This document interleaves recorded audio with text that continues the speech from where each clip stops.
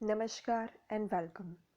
You are watching official YouTube channel of Shri AKDMC Mahila College Jamnagar and myself Dhruvika Kanabar presenting the lecture of Business Organization and Management વાણિજ્ય વ્યવસ્થા અને સંચાલન first year BCom semester 1 unit 2 management સંચાલન.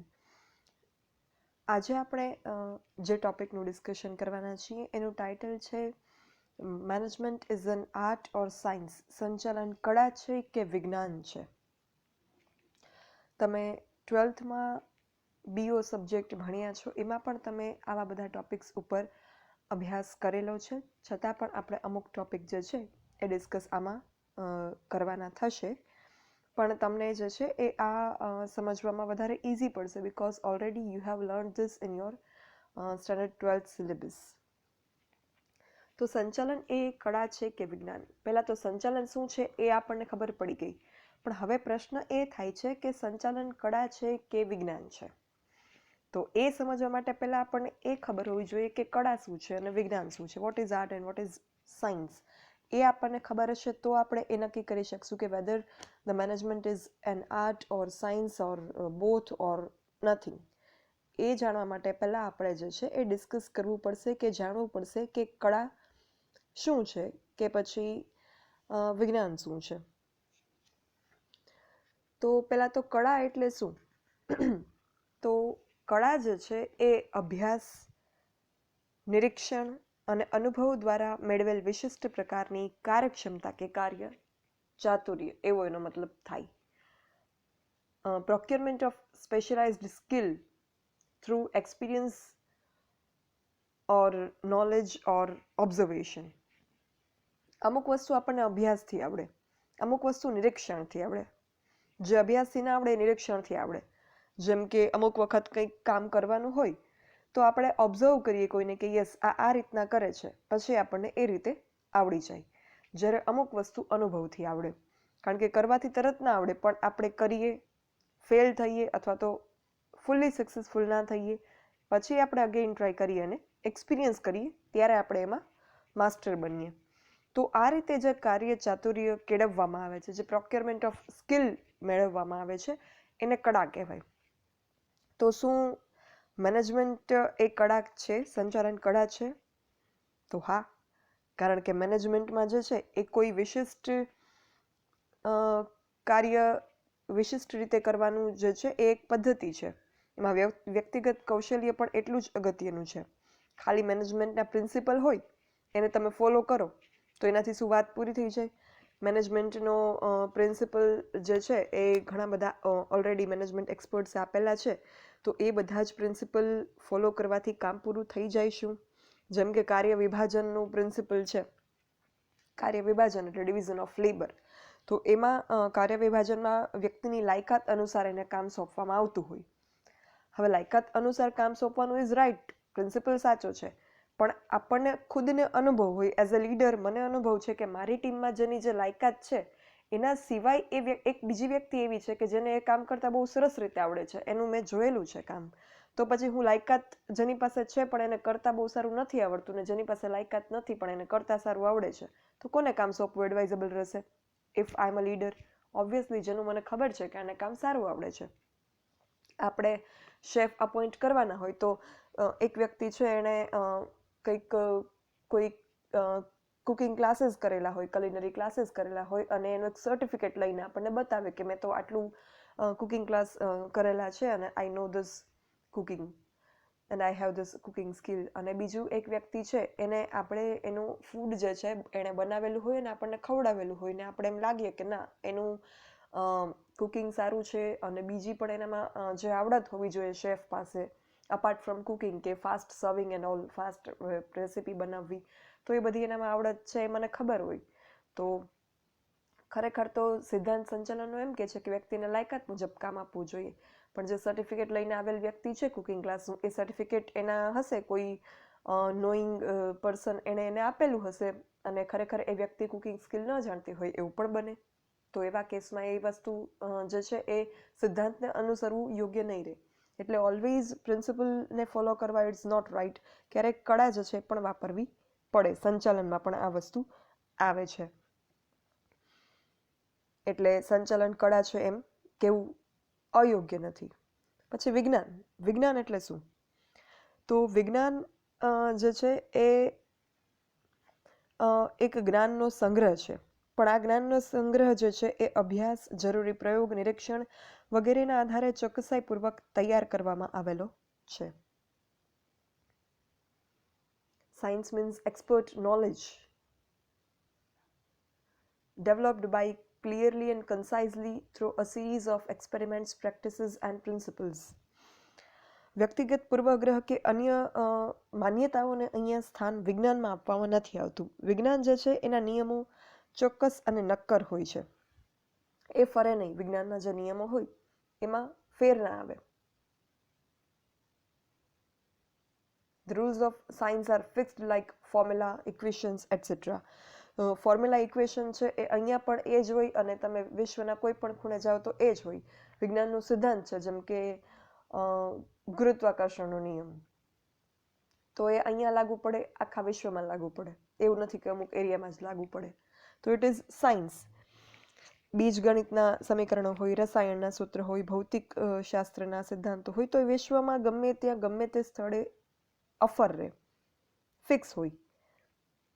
અને વિજ્ઞાન એ કોઈ પણ વિષયનો કાર્યકારણનો સંબંધ ધરાવતું પદ્ધતિસરનું તર્કબદ્ધ જ્ઞાન છે, લોજિક છે. એમાં દરેક વસ્તુનું પ્રૂફ હોય વિજ્ઞાન પાસે.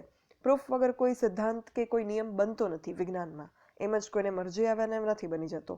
પ્રૂફ હોય છે એનું, લોજિકલ તર્કબદ્ધ પ્રૂફ હોય.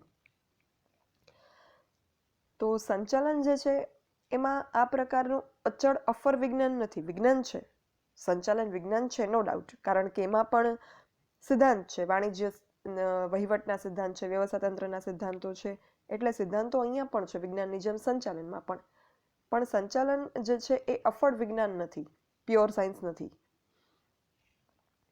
સંચાલનની સાર્વત્રિકતા સંચાલનનું મહત્વનું વિશિષ્ટ અંગ છે.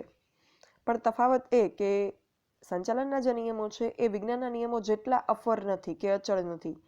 કારણ કે સંચાલનના સિદ્ધાંતો વાણિજ્યિક એકમમાં કામ કરતા સંચાલકો અને કર્મચારીઓ વચ્ચે સંબંધ ધરાવે. અને સંચાલકો અને કર્મચારીઓ જીવંત વ્યક્તિઓ છે. અને માનવ મન જે છે એનું માનવ સાથે તમે જ્યારે કોઈ પણ પ્રકારનો વ્યવહાર કરતા હોય ત્યારે તમે જળ વસ્તુઓ, નિર્જીવ વસ્તુઓ સાથે જે રીતે વ્યવહાર કરો એ રીતનો વ્યવહાર ના ચાલે. કારણ કે માનવ મનને લાગણીઓ હોય, બીજે પણ ઘણી બધી એવી બાબતો છે કે જેનાથી નિર્જીવ વસ્તુથી સજીવ માનવ જે છે એ અલગ પડે. એટલે એમાં સિદ્ધાંતો જે છે એ જડતાથી તમે લાગુ પાડી શકો નહીં. તમે વ્યક્તિઓમાં પણ જુઓ, અલગ અલગ વ્યક્તિઓ પાસે કામ કઢાવવાની અલગ અલગ રીત હોય. અમુક વ્યક્તિ જે છે એ રિક્વેસ્ટથી, નમ્રતાથી તમારું કામ કરી આપે. અમુક વ્યક્તિ જે છે ધાક ધમકી સિવાય કામ કરે જ નહીં. અમુક વ્યક્તિ જે છે ડરમાં રહીને જ કામ કરે. તો આ રીતે લોકોની પણ અલગ અલગ માનસિકતાઓ હોય.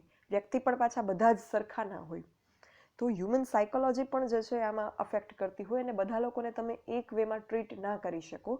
દેટ ઇઝ વાય સંચાલન એ સાયન્સ જેટલું જડ નથી.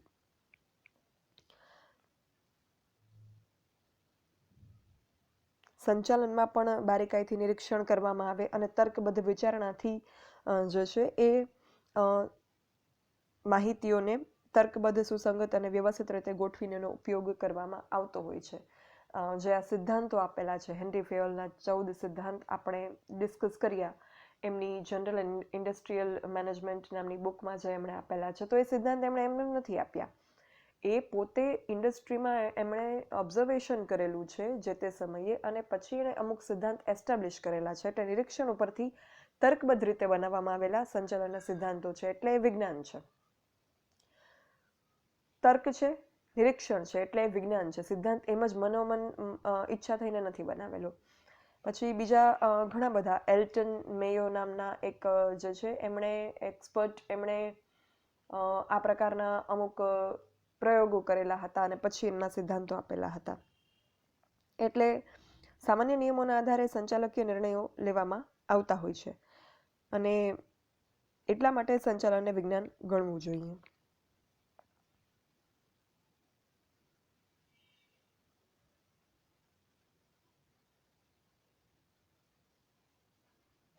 સંચાલન એટલે કોઈ પણ ધંધો ચલાવવાની પ્રક્રિયા, જે તે ધંધાને વધુમાં વધુ કાર્યક્ષમ અને અસરકારક રીતે ચલાવવા માટે સૈદ્ધાંતિક જ્ઞાનનો, કૌશલ્ય અને કુનેહપૂર્વકનો ઉપયોગ. તો અહીંયા જે છે એ માત્ર નિયમોને વળગી રહીને કામ ના થઈ શકે. નિયમ અમુક હોય, પણ એમાં સિચ્યુએશનના આધારે ફેરફાર કરવો પડે. સંચાલનમાં આયોજન કરવામાં આવતું હોય, આયોજન ભવિષ્ય માટે હોય, તો ભવિષ્યમાં સિચ્યુએશન કંઈક અલગ હોય, પરિસ્થિતિ અલગ હોય, તો એક નિયમને વળગીને એ કામ ન થઈ શકે. ડૉક્ટરે કીધેલું હોય કે તમારે દરરોજ આટલી કેલરી કન્ઝ્યુમ કરવાની ને આટલી કેલરીઝ બર્ન કરવાની, એટલે વોકિંગ, જોગિંગ, એક્સરસાઇઝ બધું કરવાનું, કે જેથી તમને કેલરી જે છે તમારી કન્ઝ્યુમ થયેલી હોય એનો ઉપયોગ થાય. તો આપણે કોઈ વખત કેલરી કન્ઝપ્શન જેટલું આપેલું હોય ડૉક્ટરે, તો એનાથી વધારે કરીએ તો પછી શું કરીએ આપણે? તો આપણે એટલી એક્સરસાઇઝ વધારે કરી લઈએ, બિકોઝ આપણે કેલરીઝ વધારે કન્ઝ્યુમ કરી છે જે માપ આપેલું હતું એના કરતાં. તો એક સાયન્સના નિયમ અનુસાર આપેલું હતું આપણા ફિઝિકલ સ્ટ્રક્ચરને સૂટ થાય એવું માપ ડૉક્ટરે, કે તમારે આટલી કેલરીઝ લેવાની અને આટલી જે છે તમારે એક્સરસાઇઝ કરવાની. પણ આપણે કેલરીઝ વધારે લીધી, તો આપણે પછી એ વિજ્ઞાનથી આગળ વધી અને કળાનો ઉપયોગ કરીએ અને થોડીક વધારે એક્સરસાઇઝ કરી નાખીએ. એ જ રીતે અગર કુકિંગ કરતા હોઈએ તો સપોઝ કુકિંગમાં એમ કીધેલું હોય કે આટલું ટેમ્પરેચર થાય ત્યાં સુધી જે છે એ આ વસ્તુને કૂક કરવાની, એના પછી વધારે જરાક પણ કૂક થશે તો વસ્તુ તમારી બગડી જશે. તો આપણે તપેલામાં કૂક કરતા હોઈએ અને ટેમ્પરેચર એટલું થઈ જાય, કૂક થઈ જાય, આપણે જે છે એ સ્ટવ બંધ કરી દઈએ. પણ પછી એ ગરમ તપેલામાં જો એને થોડીક પણ વાર રાખશું તો રેસીપી બગડી જશે. તો આપણે તરત જ એને જે છે ટ્રાન્સફર કરી લેવી પડે બીજા બોલમાં કે બીજે કોઈ પણ વાસણમાં. તો એ કળા છે. એટલે વિજ્ઞાન એકલું જે છે એ કામ ના આવે બધી જ બાબતમાં. રૂટીન જિંદગીની બાબતોમાં કળા જે છે એ પણ જરૂરી છે. એ જ રીતે સંચાલનમાં પણ એવું છે. સંચાલનની સફળતા સિદ્ધાંતોના જડ પાલન કરતા કામ લેવાની જે અંગત સૂઝ હોય લીડરની કે મેનેજરની, એના ઉપર આધાર રાખે. અમુક લીડર્સ કે અમુક વ્યક્તિઓ એવા હોય કે એમને બીજા પાસેથી કામ લેતા સરસ રીતે આવડતું હોય અને લોકો હસતા મોઢે પૂરેપૂરા ડેડિકેશનથી એમને જે છે એ જૂથ ભાવનાથી કામ કરી આપતા હોય. જ્યારે અમુક લોકો એવા હોય કે એમને ક્યાંય પણ ગ્રુપમાં કામ કરવાનું કહેવામાં આવે તો એમને હંમેશા વાદ વિવાદ થતા હોય. લોકો એ જ છે, ટીમ એ જ છે, ટીમના મેમ્બર્સ એ જ છે, પણ લીડર ચેન્જ થાય તો આવું થઈ શકે. તો એ વસ્તુ દર્શાવે છે કે સંચાલનમાં અંગત સૂઝ પણ કુનેહ પણ એટલી જ અગત્યની છે. સંચાલકોમાં જો આવી નિપુણતા હશે, આત્મસૂઝ હશે, હૈયા ઉકલત હશે, તો કર્મચારીઓને માર્ગદર્શન, દોરવણી આપી અને અંકુશ રાખી અને આયોજન મુજબ નિર્ધારિત ધ્યેય હાંસલ કરી શકાશે. એટલે આ બધી બાબત ક્યાં નિર્દેશ કરે છે? એ કળા તરફ નિર્દેશ કરે છે. સંચાલન એક્સપર્ટ જે છે એમણે પણ આ સિદ્ધાંતોના અમલની સફળતાનો આધાર સંચાલકોની અંગત આવડત ઉપર છે એમ કહેલું છે.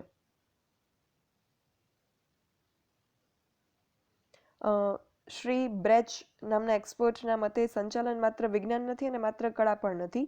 સંચાલનમાં બંનેની આવડત આવશ્યક છે એમ એમણે કહેલું છે. અને એ વસ્તુ જે છે સાચી પણ છે. કોઈ પણ બાબતમાં તમને કોઈ પણ વસ્તુનું થિયોરી નોલેજ પણ એટલું જ અગત્યનું છે, સાથે સાથે એ જ વસ્તુનું તમને અનુભવ, એ વસ્તુનો તમારું નિરીક્ષણ પણ એટલું જ અગત્યનું છે. તો જ તમે એ વસ્તુમાં એક્સપર્ટ પરફોર્મન્સ આપી શકો. એટલે ઇન શોર્ટ એમ કહી શકાય કે સંચાલન એ વિજ્ઞાન અને કળાનો એક સુભગ સમન્વય છે. કારણ કે એમાં વિજ્ઞાન અને કળા બંનેના તત્વો જે છે એનો સમાવેશ થાય છે.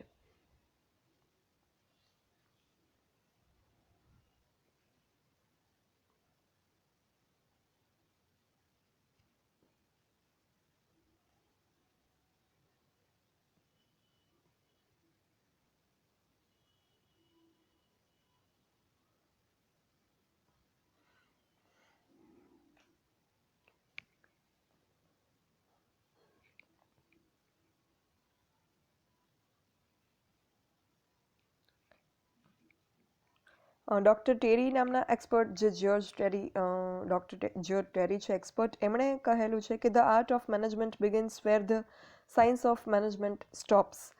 સંચાલનનું વિજ્ઞાન જ્યાં અટકે છે ત્યાં સંચાલનની કળાની શરૂઆત થાય છે. જ્યાં એ પ્રિન્સિપલ જે હોય સંચાલનના એનાથી કામ પૂરું ન થાય ત્યારે એ પ્રિન્સિપલથી આગળ વધી અને કંઈક આંતરસૂઝનો ઉપયોગ કરી કે કંઈક અનુભવના જે અનુભવથી નીચવેલું જે જ્ઞાન હોય એનો ઉપયોગ કરી એને કામ કઢાવવાનું રહેતું હોય છે. એક સેન્ટેન્સ બહુ વ્યાજબી રીતે કહેવાયું છે કે science teaches us to know and art teaches us to do. So with that note આપણું આ ડિસ્કશન અહીંયા પૂરું થાય છે કે સંચાલન એ કળા છે કે વિજ્ઞાન. નેક્સ્ટ આપણે સંચાલનને વ્યવસાયિક કહી શકાય કે નહીં, પછી અલગ અલગ મેનેજમેન્ટ એક્સપર્ટ્સ એ આપેલા સંચાલનના કાર્યોનું વર્ગીકરણ વિશે આપણે ચર્ચા કરીશું અને ત્યારબાદ આપણે સંચાલનના ફાયદા ગેરફાયદા વિશે પણ વાત કરવાની છે. That is all for this session. Thank you. For any doubts or queries, you can write me on this mail dbk.dhruvika@gmail.com. Thank you.